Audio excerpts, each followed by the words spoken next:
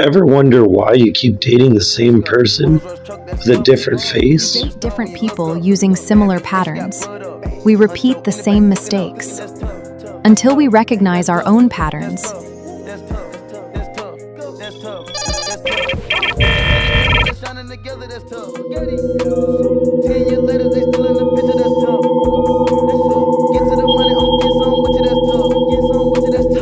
Welcome back to Adapt Forward Positive Momentum.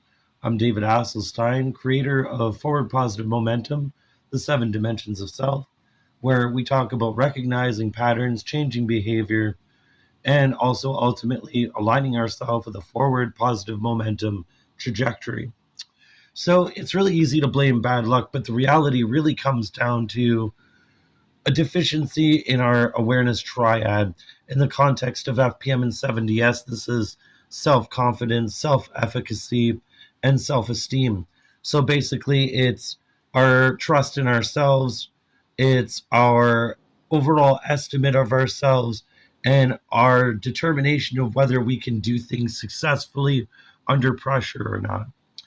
So this usually happens. We usually have problems in this area when we grow up in a chaotic or emotionally unavailable home, and that becomes our sort of baseline. Now, we won't talk about attachment styles in this video. That is a subject for an expansive amount of conversation, and we will get to it. But for now, think macro level. So this is where it kind of goes wrong.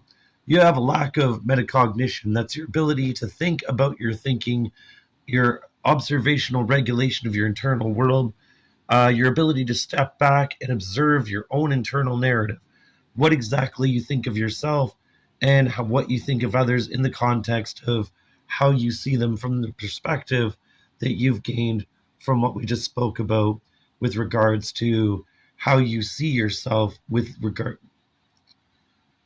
You know what? I'm going to leave that in there. Whatever. We all make mistakes. And it's basically a breakdown of your self-perception.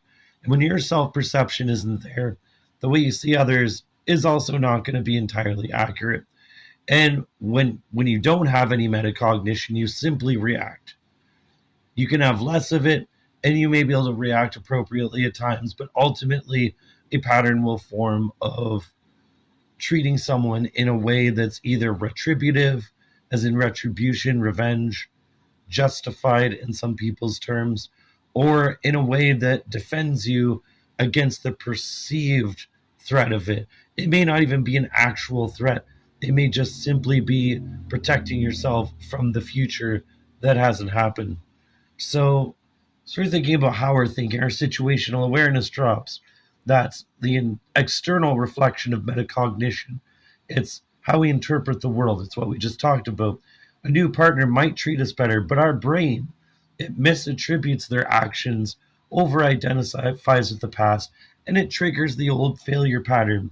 And this is often manifested as insecurity and hiding behind walls, as well as maybe some other behaviors like projection and defensiveness, probably starting a lot of arguments. I won't lie, I'm guilty of that sometimes. I was, till I became aware of the pattern, that is.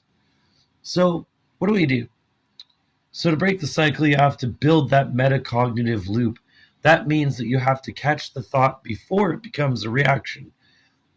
So essentially, think about your own thinking. Think, stop, breathe,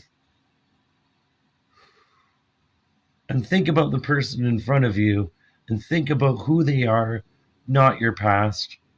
And soon enough, when you're calm, provided you're able to do this, because metacognition is certainly something that requires a sufficient amount of development for sure.